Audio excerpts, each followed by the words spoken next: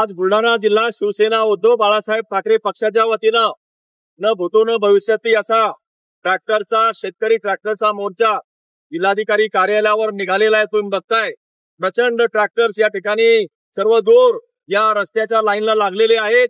सर्व शेतकरी एकवटलेला आहे आणि कुंभकर्णी हे जे शासन आहे त्याला जाग आणण्यासाठी, त्याला उठवण्यासाठी, झोपेतून उठवण्यासाठी शेतकरी एकवटलेले आहेत.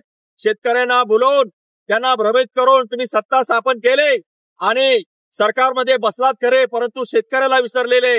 आज शेतकऱ्याच्या घरामध्ये 25 ते 30% सोयाबीन पडलेलं आहे आणि जे सोयाबीन जे आहे ते सोयाबीन मार्केटमध्ये फक्त 3,500 रुपयाला जाते.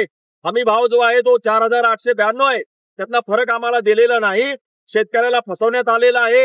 हमी भाव उत्पादन खर्चावर आधारित मिळाला पाहिजे, कर्जमाफी झाली पाहिजे. पीक विम्याचा जो गोंधळ आहे तो सरसकट पीक विमा सगळ्यांना मिळाला पाहिजे.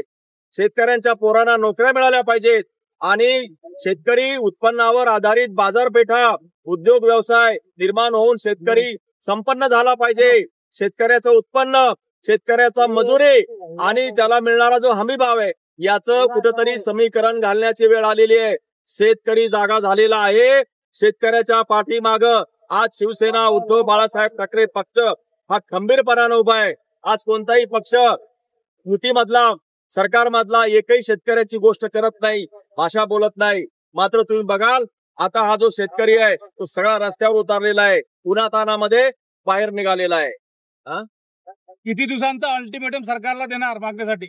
आम्ही 1-2 महिने शेतकऱ्याला संधी देण्यासाठी सरकारला विनंती करत आहोत.